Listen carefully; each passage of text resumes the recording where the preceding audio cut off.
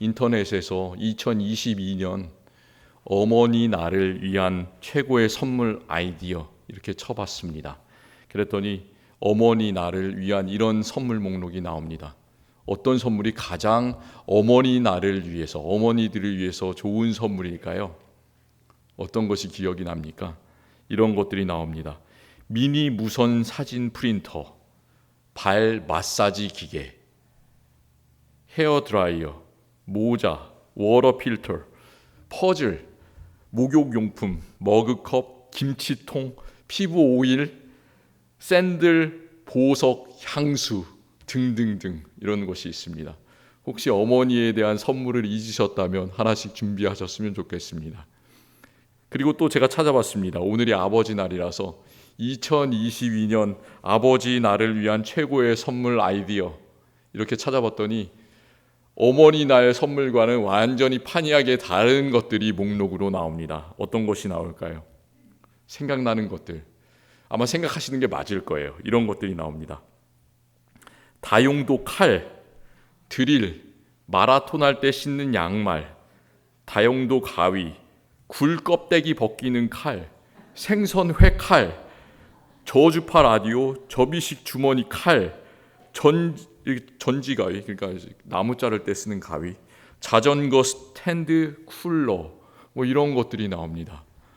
이 선물 목록을 보고 저도 두 아들의 아버지지만 아버지 날 선물 아이디어, 별로 마음이 편하지 않다 이런 생각을 했습니다. 어머니 날 선물들은 어머니들을 좀 어떻게 하면 편하게 쉬게 하실 수 있는가 이런 것들에 초점이 맞춰져 있는데 아버지의 날 선물은 아버지를 쉬게 하고 편안하게 모시기 위한 것이 아니라 어떻게 하면 아버지를 더욱더 열심히 일하게 할 수 있을까? 어떻게 집에서도 어떻게 좀 더 부려먹을 수 있을까? 뭐 이런 것들, 주로 칼 종류들, 뭐 이런 것들이 많이 나옵니다. 아버지가 참 힘이 세니까 이렇게 더 열심히 일하시고 건강했으면 좋겠다. 이런 의미로 제가 선물 아이디어를 받아들였습니다. 아버지 날이 어떻게 시작됐을까요? 아버지 날이 시작된 그런 경위를 찾아보게 되면 아버지 날은 참 어렵게 시작되었음을 알 수가 있습니다. 미국에서 매년 오늘, 그러니까 6월 셋째 주일을 아버지 날로 지키는데요. 이 날은 지금으로부터 110년 전에 오늘, 바로 오늘입니다. 6월 19일 그 아버지 날 행사가 여기와 가까운 그 워싱턴주의 스포케인이라는 그런 도시에서 처음 시작된 것으로 유래되고 있습니다. 그 1909년 어머니 날에 어머니에 대한 설교를 어떤 한 교회에서 들은 여자 청년이 있었는데 이 청년 이름이 당시에 27살이었다고 합니다. 소노라 다드라는 그런 여자가 있었습니다. 그런데 이제 어머니의 날 설교를 들으면서 자신의 아버지가 겪었던 그런 많은 고통들을, 그런 역경의 삶들을 기억을 했다고 합니다. 그 여자 청년은 아버지가 11년 전에, 그러니까 자기가 16살 때 어머니가 6번째 아이를 낳다가 죽었다고 해요. 그리고 아버지는 그 당시 1900년대 초반이니까 1800년대 말에 남북전쟁에 참여한 군인이었다고 합니다. 그런데 이 아버지는 부인을 잃은 다음에도 6명의 자녀들을 혼자 꿋꿋이 잘 양육했다고 합니다. 그래서 자신의 아버지를 그 어머니 날에 생각하면서 사람들에게 아버지 날도 있어야 되겠다 이런 이야기를 옆에 주변에 있는 사람들에게 했습니다. 그런데 처음에는 사람들이 그냥 대수롭지 않게 생각하고 다 비웃었다고 그래요. 그런데 정말 아버지의 날이 있었으면 좋겠다 간절히 생각하고 또 지역에 있는 사람들을 이야기하고 설득한 끝에 그 다음 해, 그러니까 1910년에 그 지역에 있는 목사님들 그리고 YMCA가 있잖아요. 그래서 YMCA 후원을 받아서 최초로 그 지역에서 워싱턴 스포케인에서 아버지의 날 행사를 했습니다. 그리고 그 날 처음으로 이렇게 비공식적으로 1910년에 하고 나서 그날이 공식화되기까지는 시간이 참 많이 걸렸다고 그래요. 그래서 62년이나 흘러서 1972년이 되었을 때 이날이 그 닉슨 대통령이었는데 이제 공식적으로 아버지의 날이 공휴일로 지키는 것으로 법에다가 서명을 하면서 바로 아버지의 날이 이 미국의 국가 기념일이 되었다고 합니다. 제가 아버지의 날 선물 리스트 인터넷에 떠도는 것을 이렇게 소개해 드렸고, 또 아버지의 날을 만들게 된 배경 이야기도 들려드렸는데, 아버지의 날은 이렇게 어머니의 날에 비해서 별로 사람들이 중요하게 생각하지 않는 날, 이런 이미지가 상당히 강합니다. 한국에는 5월 5일이 어린이날이잖아요. 그런데 미국에 어린이날이 없는 이유는 제가 그런 이야기를 들었습니다. 이 미국은 어린이들이 항상 어린이들을 배려하고 어린이들이 즐겁게 놀 수 있는 세상이기 때문에 365일이 다 어린이날이다. 그래서 어린이날이 없다. 이런 얘기를 들었습니다. 아버지의 날이 별로 중요하지 않은 이유는 어머니는 집안에서 별로 존경을 받지 못하고 참 힘들게 일하셔서 이 어머니 날에 잘 챙겨드려야 되는데, 아버지는 가부장적인 그런 세상의 그 중심으로서 항상 집에서 중심으로 존경받으면서 자신의 마음대로 이 가정이 돌아가기 때문에 365일이 아버지의 날이다. 그래서 아버지의 날을 안 챙겨도 된다. 뭐 이런 얘기를 제가 들은 기억이 납니다. 그런데 우리들은 우리 오늘 말씀을 통해서 내 아버지의 고통들, 내 할아버지의 고통들, 그리고 또 내 남편의 그 모습을 떠올려 봤으면 좋겠습니다.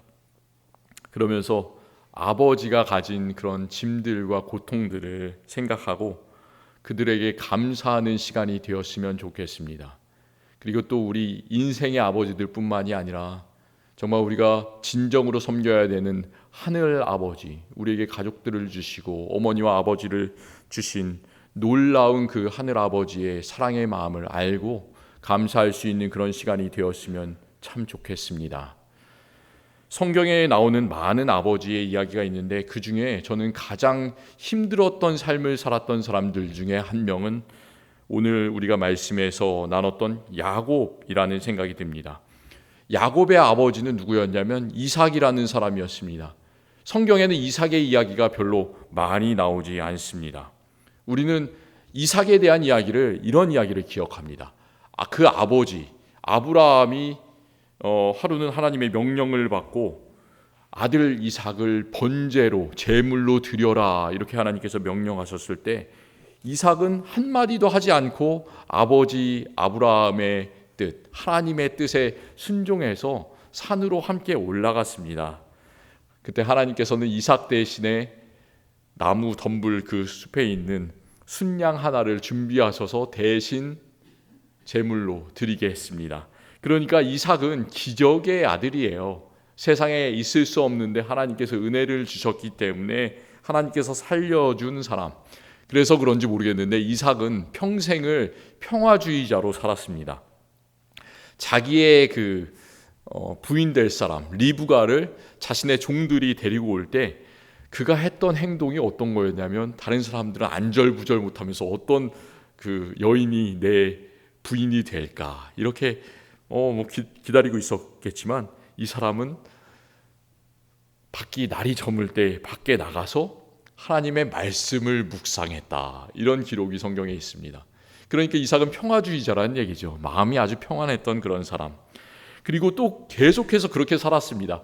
후에도 자신의 지역에 온 사람들, 자기가 우물을 팠는데 이 사람들이 자기의 우물이라고, 내 거라고 자꾸 주장했을 때 이삭은 그냥 이 사람들과 싸우지 않고 말다툼하지 않고 그냥 우물을 가지십시오 이렇게 내주면서 다른 지역으로 옮겨가고 또 옮겨가고 이랬던 평화주의자가 바로 이삭이었습니다. 조용히 묵상하는 사람, 싸우지를 않는 사람.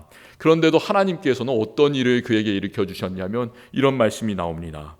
이삭은 창대하고 왕성하여 마침내 거부가 되었다, 이렇게 말합니다. 하나님께서 복을 주셨기 때문에 우리의 삶에도 이렇게 우리가 평안하게 평화롭게 살지라도 하나님께서 큰 복을 우리에게 허락하실 줄을 믿습니다. 그런데 이 아버지 이삭의 조용하고 풍요로운 삶에 비해서 그 아들은 그렇지 않았어요. 아들 야곱의 삶은 처음부터 쌍둥이 형제의 동생으로 태어나면서 발목 잡는 삶을 살아갔습니다. 어떻게 하면 그 형의 발목을 잡을까? 그렇게 계속해서 삶을 살아갔습니다. 엄마 뱃속에서 나올 때부터 형 에서의 발목을 잡고 나왔는데, 그래서 이름의 뜻 야곱이라는 뜻도 히브리어의 뜻이 무엇이냐면 발목을 잡는다, 잡았다라는 그런 뜻입니다. 그런데 어떻게 해도 그렇게 발목을 잡는 그런 삶을 살아갔을까? 그 형과의 뒤틀린 관계 때문에 이 사람의 인생은 계속해서 망가지게 되었습니다. 쌍둥이 동생으로 태어났기 때문에 어떻게 하면 내가 형이 될 수 있을까? 내가 어떻게 하면 그 장자의 권리를 차지할 수 있을까? 이런 것 때문에 형 에서를 속이고 또 팥죽 한 그릇에 장자권을 사고, 또 나중에는 그 형이 받아야 됐던 그 축복을 대신 가로채면서 형이 무서워서 외삼촌 집에, 라반이라는 사람 집에 도망을 치고, 또 그곳에서 외삼촌의 딸 라헬을 사랑해서 그와 결혼하고 싶어서 1년 2년도 아니고 참 오랜 세월 동안, 몇 년입니까? 20년 동안을 그 집에서 노예처럼, 종처럼 그렇게 지내고, 또 그렇게 있다 보니까 라헬뿐만이 아니라 4명의 여인과 그 사이에서 많은 자식을 낳게 되고 그렇게 되었습니다. 참 많은 시간이 그렇게 우여곡절 끝에 이렇게 흘러가는 겁니다. 이제 그의 삶이 행복해졌을까요? 많은 자녀를 낳기 때문에, 그가 이제 부자가 되었기 때문에 행복했을까요? 그랬을 것 같은데 그렇지가 않습니다. 이제 야곱은 다시 그 외삼촌으로부터 벗어나서 자신의 형이 있는, 부모가 있는 고향으로 돌아옵니다. 그런데 그 돌아오는 과정에서 정말 많은 일이 생깁니다. 자신의 딸이었던 디나라는 그 딸이 동네 추장에게 강간을 당합니다. 그리고 자기의 첫째 아들 르우벤, 그 야곱에게 2 아들을 낳아준 첫 비라가 있었는데 통간을 하게 됩니다. 야곱이 사랑했던 아내 라헬, 막내 아들 베냐민을 낳다가 죽습니다. 또 자기가 12아들 중에서 가장 사랑했던 아들 요셉, 다른 형제들이 너무나 다 미워하기 때문에 그 형제들의 모함으로 애굽에 팔려가게 됩니다. 그리고 또 그 형들은 다 거짓말을 해요. 이 아버지 야곱이 사랑했던 요셉은 무서운 동물에게 찢겨서 죽었다, 이런 이야기를 합니다. 그 마음이 얼마나 찢어지겠습니까? 삶이 그렇게 고통으로 계속해서 점철되어 나가고 있습니다. 그때 이 아버지 야곱은 아들들의 위로를 받지 않고 슬퍼하면서 이렇게 이야기하죠. 내가 슬퍼하며 스올로 내려가 아들에게로 가리라. 이 마음은 모든 세상의 아버지의 마음이 아닌가 생각이 됩니다. 아들이 이렇게 잘 못 되었기 때문에 나도 그와 함께 지옥에 가고 싶다, 이런 고백을 하고 있어요. 야곱은 그 후로도 정말로 많은 상처들을 가지고 세상을 살았습니다. 그 상처가 전혀 치유되지가 않습니다. 130년 동안 이스라엘 지역에서 살았는데 계속해서 그 상처를 가지고 살아갑니다. 나중에 요셉이 살아있다는 것을 듣게 되죠. 그래서 요셉이 자기 아버지 야곱과 그 모든 형제들과 그 자녀들 애굽으로 초청했는데, 이제 가장 높은 사람, 왕, 그 지역에 있는 바로를 만나서 바로가 야곱에게 물어보죠. 너 나이가 얼마냐? 그랬더니 이 야곱이 하는 말, 내 나그네 길의 세월이 130년이니이다. 내 나이가 얼마 되지 못하나 험악한 세월을, 우리 조상의 연조에 미치지 못하나 험악한 세월을 살았습니다. 이렇게 말합니다. 험악한 세월을 살았다고. 험악한 세월이라는 그런 말 속에는 참 많은 의미가 있습니다. 이 험악하다는 말 속에 내가 130년 지금까지 살아왔는데 그 길이 모두 다 고통으로 점철되어 있습니다. 온갖 나쁜 기억들을 다 험악한이라는 말에 함축시키고 있습니다. 이 험악한이라는 그 단어는 히브리어로는 라라는 말이에요. 근데 이 말은 온갖 나쁜 것을 다 말할 때 험악한이라고 하는 말을 씁니다. 그러니까 나쁘고 불쾌하고 고통을 주고 행복하지 않고 비극적이다, 이런 말을 할 때 성경에는 전부 다 이 험악한이라는 단어를 쓰고 있습니다. 그러니까 야곱이 이렇게 험악한 인생을 살았다고 하는 말은 내 인생은 고통뿐입니다. 그런 말이에요. 이제 야곱은 그 먼 애굽 땅에서 17년을 더 살아서 147세가 되었습니다. 바로 죽기 전에 이제 그 마음은 어땠을까요? 죽은 줄 알았던 자신이 가장 사랑했던 아들 요셉을 찾았기 때문에 행복했겠습니까? 문명이 발달된 그 땅, 애굽 땅으로 와서 이제 편안하게 살기 때문에 행복했겠습니까? 그렇지 않았을 겁니다. 나중에 이 아버지 야곱이 147세가 되었는데 자녀들에게 이런 말을 남깁니다. 그의 유언은 자녀들에 대한 걱정뿐이에요. 요셉의 형제들은 아버지가 돌아가기 전에 자신들에게 당부했던 유언의 말을 요셉에게 전하고 있습니다. 어떤 이야기를 하냐면 이런 이야기합니다. 너희는 이같이 요셉에게 이르라. 이것은 야곱이 그 아들들에게 당부했던 말이라는 뜻이죠. 내 형제들이 내게 악을 행하였을지라도 이제 바라건대 그들의 허물과 죄를 용서하라. 이런 말을 남깁니다. 그러니까 요셉에게는 이런 말을 주지 않고 그 요셉의 형제들 다 애굽으로 요셉을 팔아먹은 그 형들에게 이렇게 용서해달라고 너네들이 가서 좀 빌었으면 좋겠다라는 말을 이렇게 전하고 있습니다. 그러니까 아버지 야곱의 요셉 유언을 전하면서 요셉의 형들은 요셉 앞에 엎드려서 우리는 당신의 종들입니다. 이렇게 외치고 또 그 앞에서 무서워하면서 자기들이 요셉을 애굽의 노예로 팔아먹었던 것 용서를 구하는 그런 장면이 나옵니다. 이 장면에서 보는 것처럼 아버지 야곱의 마음은 어떤 거냐면 요셉과 또 다른 11명의 아들에 대한 걱정으로 처음부터 끝까지 계속 가득 차 있었습니다. 요셉은 애굽의 총리 대신이 되었습니다. 또 그는 다른 이름을 가졌습니다. 요셉의 애굽식 이름 사브낫 바네아라는 그런 애굽 이름을 바로 왕에게서 받고 또 애굽 제사장 딸과 결혼해서 그곳에서 므낫세, 에브라임 오늘 말씀에서 나오는 그 자녀들 2명을 낳았는데 이는 어땠을까요? 이 사람이 계속해서 히브리 이스라엘 문명을 가지고 살아갔을까요? 아니면은 어렸을 때부터 이 이집트에 팔려와서 애굽에서 오랜 생활을 하고 이름도 애굽식으로 가지고 자녀들도 낳기 때문에 계속해서 애굽식 문화를 가진 사람으로 바뀌었을까요? 제가 이런 데 관심을 가지는 이유가 우리 자녀들도 이런 식으로 살아가게 되잖아요. 이렇게 미국에 와서 다른 미국 이름을 가지게 되고 다른 미국 삶의 문명을 누리게 되고 이런 가운데서 아버지 야곱은 얼마나 그 자녀들을 걱정할 수밖에 없었을까 그런 생각이 됩니다.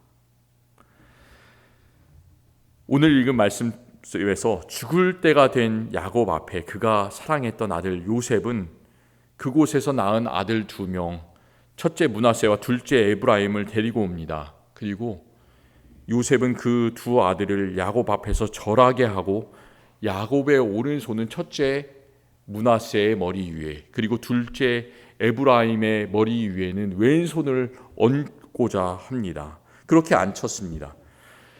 오른손은 이스라엘에서 정말 큰 힘이 있습니다. 이런 말이 있죠. 우리가 잘 기억하는 말씀. 두려워하지 말라, 놀라지 말라. 내가 너를 굳세게 하리라. 참으로 너를 도와주리라. 참으로 나의 의로운 오른손으로 너를 붙들리라. 이런 말이 있는데 의로운 왼손으로 너를 붙들리라 하지 않고 의로운 오른손으로 너를 붙들리라. 우리가 오른손을 생각할 때 훨씬 더 큰 하나님의 능력을 느낍니다.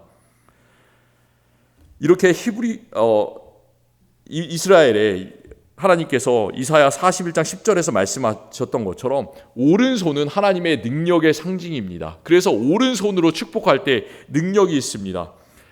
야곱이 그 사실을 정말로 잘 알고 있었을 텐데 야곱은 첫째 아들을 그 요셉의 첫째 아들을 오른손으로 축복하는 것이 아니라 왼손으로 축복하려고 하고, 이제 둘째 아들을 오른손으로 이렇게 손을 엇갈려서 축복을 하려고 합니다. 그러니까 깜짝 놀랐습니다. 요셉이 왜 그렇게 하느냐? 아버지, 그게 아닙니다. 첫째 아들 므낫세는 오른손으로 축복하셔야 되고 둘째 아들 에브라임은 왼손으로 축복하셔야 됩니다. 라고 손을 다시 엇갈려서 이렇게 축복을 받게 하려고 했을 때, 오늘 이제 할아버지가 된 야곱이 이렇게 이야기하는 장면이 나옵니다. 나도 안다, 내 아들아, 나도 안다. 왜 이런 말을 했을까요? 야곱이 나도 안다, 내 아들아. 저는 이 야곱의 말을 보면서 우리 아버지의 마음을 배웁니다. 요셉이 애굽의 총리 대신이 되고 그곳에서 가장 똑똑한, 정말 능력 있는 사람이 되었지만, 그는 이제 147세가 된 아버지, 할아버지 야곱의 한 아들에 지나지 않습니다. 아무리 세상을 다스리고 아무리 애굽의 총리 대신이 되어서 호통을 치고 모든 사람들이 다 그 앞에 굴복할지라도 그 147세가 된 애굽의 말을 할지 모르고 문화도 모르고 정말 미국 땅에서 살아보지 못한 그 1세대 야곱, 그에게는 한 아들에 불과한 거예요, 요셉이.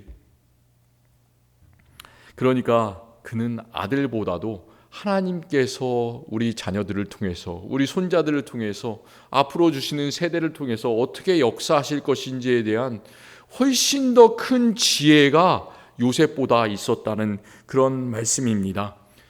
이제 야곱은 죽을 때가 다 됐고 147세가 되었고 한 늙은이에 불과하지만, 그래서 이제는 아무것도 모르는 젊은 세대들이 생각해 보면 아무것도 아닌 힘없는 사람, 그것에 불과한 것 같지만, 야곱은 하나님께서 요셉의 아들 에브라임과 므낫세를 앞으로 이스라엘 가운데서 어떻게 사용하실지를 이미 알고 있었습니다.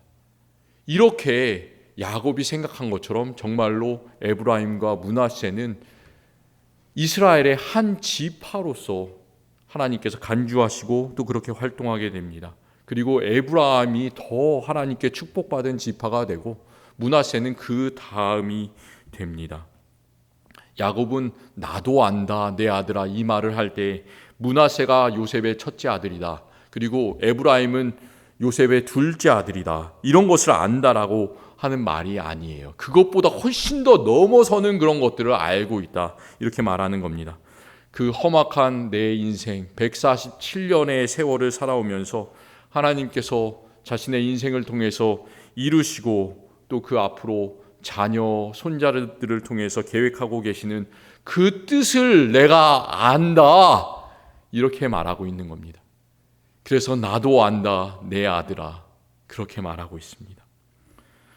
야곱은 그의 손자 에브라임과 므낫세를 축복하고 그 다음에 아들 요셉에게 이렇게 말하고 있습니다. 나는 죽지만 하나님이 너희와 함께 계셔서 너희를 인도하여 너희 조상의 땅으로 돌아가게 하리라. 그러니까 야곱은 이렇게 이 땅에 오는 것이, 우리가 미국 땅에 살아가지만 그 사람들이 애굽 땅으로 이주한 것이 좋은 뜻만은 아니다라는 것을 이미 알고 있었던 겁니다.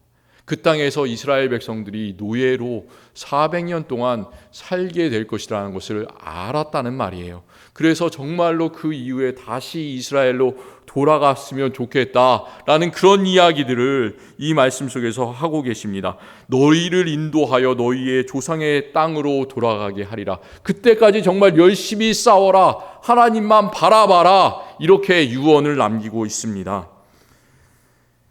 야곱은 그 험악한 세월 속에서 안 좋은 경험을 이야기하는 것이 아니라 하나님께서 지금 그 험악한 세월을 지금까지 살아왔지만 하나님께서는 나를 지금까지 인도해 주셨다, 임마누엘의 하나님이시다, 그리고 하나님께서는 나를 지금까지 도우셨다, 에베네셀의 하나님이시다, 그 사실을 아들과 손자들 앞에서 이렇게 고백하고 있습니다.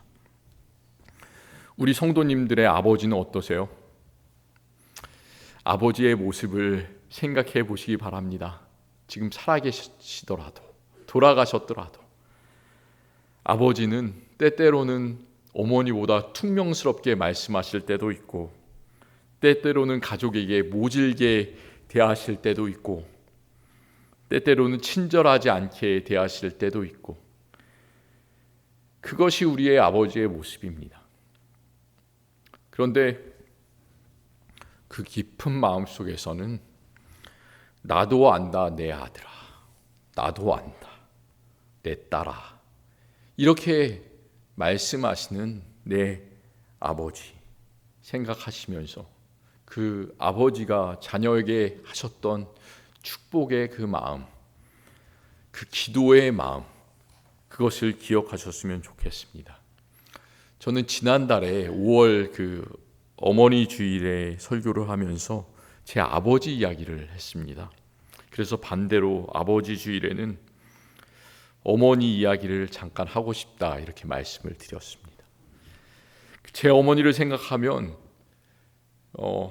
여러 가지 생각이 나지만 어머니는 희생과 순종의 어머니시구나, 자신을 포기하면서 살아오셨구나, 그런 참 그 오랜 세월을 꿈을 포기하면서 살아오셨던 어머니의 모습이 기억이 납니다. 아버지가 40대 중반이 넘어서 이제 목사가 되셨는데 그 목회를 시작하시면서 정말로 많이 옮겨 다니셨습니다. 경기도에서 목회하시다가 전라도로 가셨다가 또 충청도로 목회지를 옮기셨습니다.